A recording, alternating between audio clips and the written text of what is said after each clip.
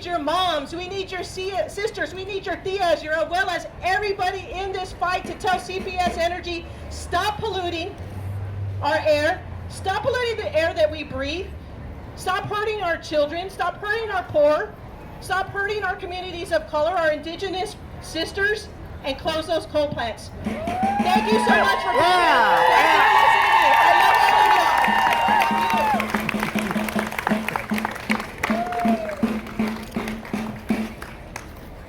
So if you're thirsty, which I'm pretty sure you are, we have water on the blue tent. We also have the t-shirts for women at the blue tent, so you're more than welcome to go over there, get your t-shirt, get your water. The waters are free, the t-shirt are $15. So go ahead, get your water, get your t-shirt, and I want to introduce the next speaker.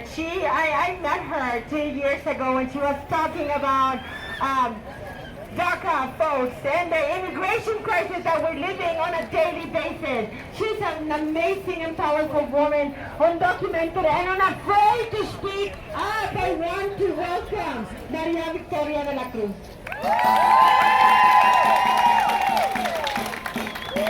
Hola hermanas, porque eso es lo que somos todos, hermanos, sin raza, sin religión, todos somos hermanos. Y estamos aquí, ¿por qué? Porque queremos que respeten nuestros derechos como mujeres, como humanos, que nos traten con dignidad, que por favor paren de humillarnos, de sobajarnos, de matarnos, porque nos están matando poco a poco a las mujeres. ¿Por qué? Porque yo desde niña me inculcaron que al hombre se le respeta. ¿Por qué? ¿Por qué se le va a respetar al hombre si nosotros somos los que damos la vida?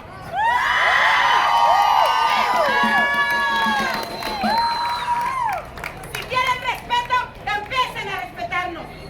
Y desde hoy, en Washington, California, en todo el mundo, tenemos que levantar la voz de la mujer porque es la que manda.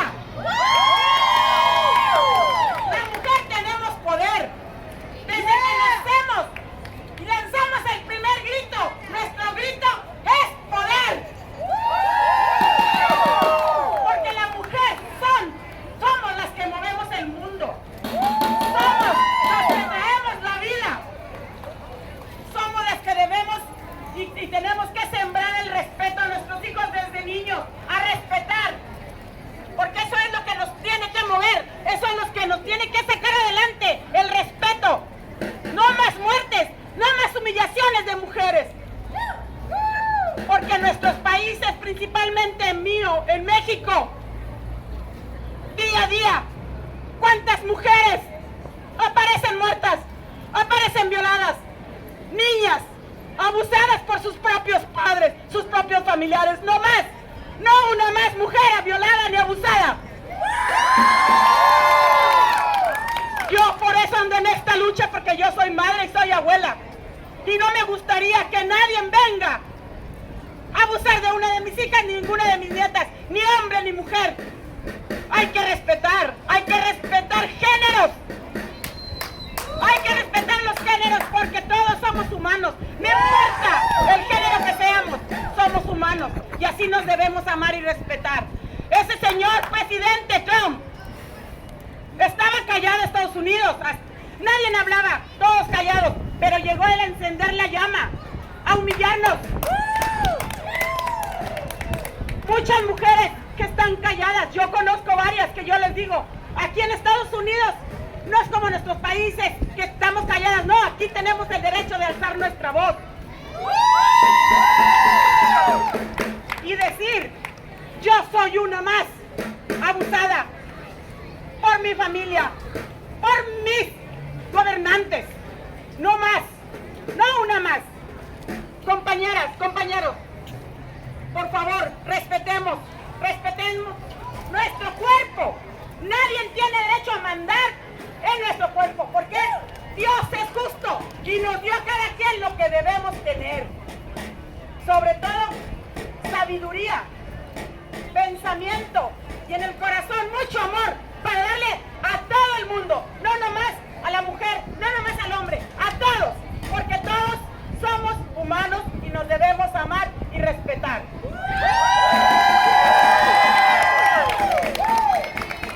Por eso me da gusto y me da mucha alegría ver que hasta ahorita, como mujeres, hemos despertado.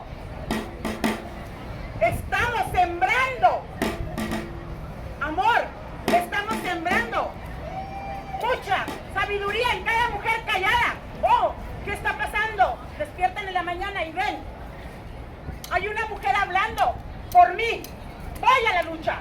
Y así deben ser, así debemos todas levantarnos en la mañana y ver el mundo que está cambiando. ¿Por qué? Porque la mujer es poder. Muchas gracias.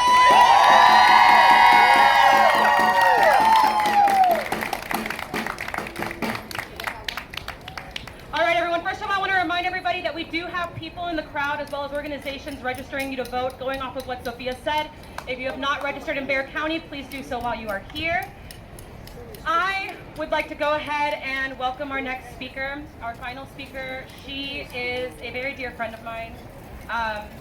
She has, in the last year and a half, single-handedly co-founded a movement called #ChangeRapeCulture. She has gotten her degree recently, this last December, in political science from UTSA.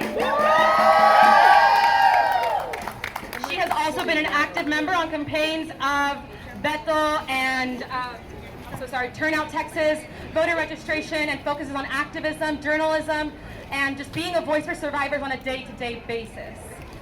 So, without further ado, I want to introduce a beautiful, powerful, amazing Black woman, Camilla Factory.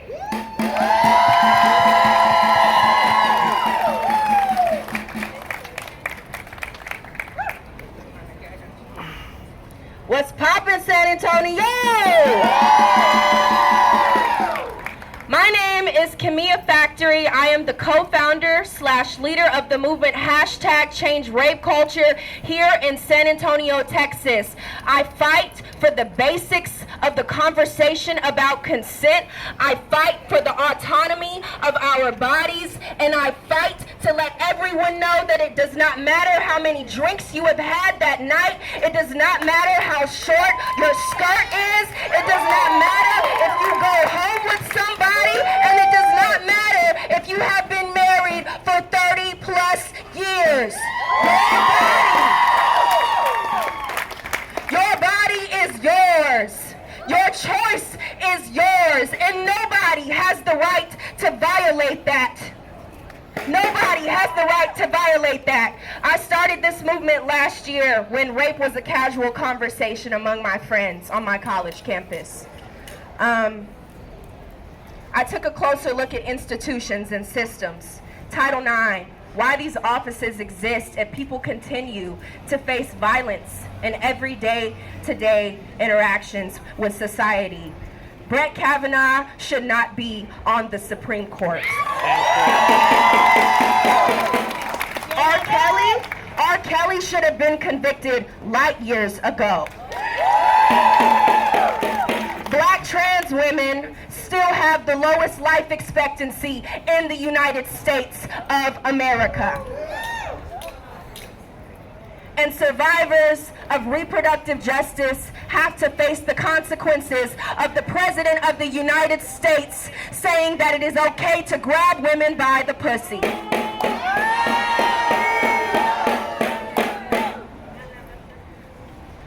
I believe you.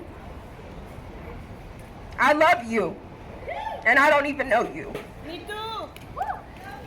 And I will fight for you. Because if everything else fails, if a system that you don't believe in fails, you can believe in me. And you can know that I believe you, I love you, and I will fight for you.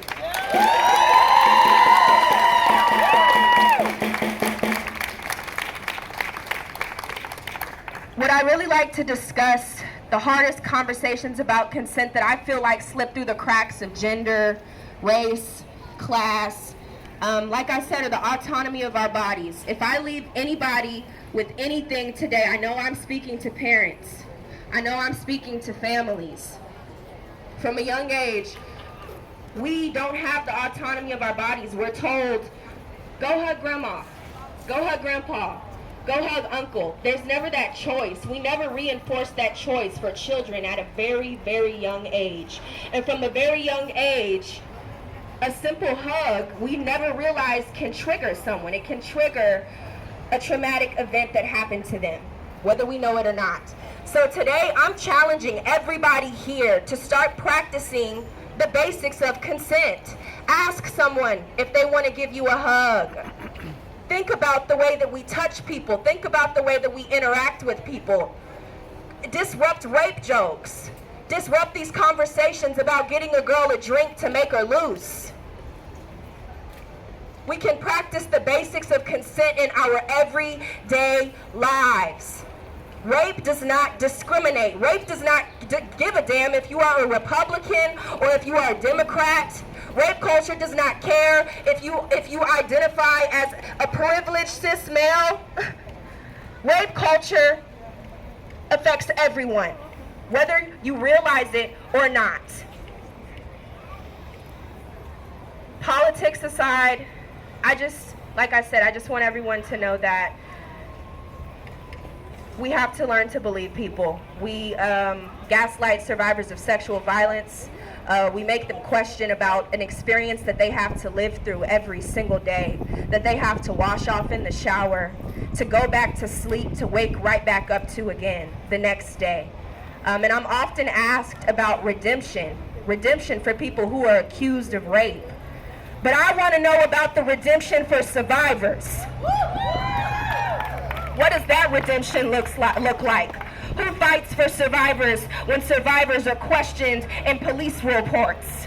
Who fights for survivors when their cases barely make it to court? Who fights for that evidence? Who fights for their story and their mental sanity every single day? I fight. And I hope and I pray that you will fight too, because like I said, rape does not care.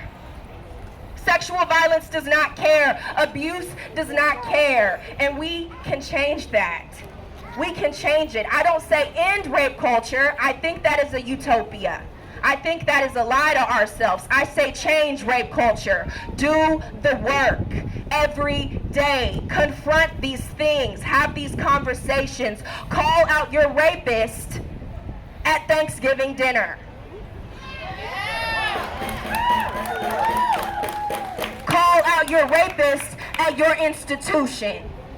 Call out your rapist in these societies that tell you that no one will believe you, because I'm here to tell you today that I believe you. And there are a lot of people that believe you. I believe black trans women, and I believe sex workers. I believe non-binary, non-conforming folks. I believe queer folks. And I believe everyone, because we are all entitled. We are entitled to that. We are entitled to the right. We are entitled to the choice. With that being said, my name is Camilla Factory. I am the leader of the movement. #Change Rape Culture. I believe you, I love you, and I will fight for you. Thank you, San Antonio.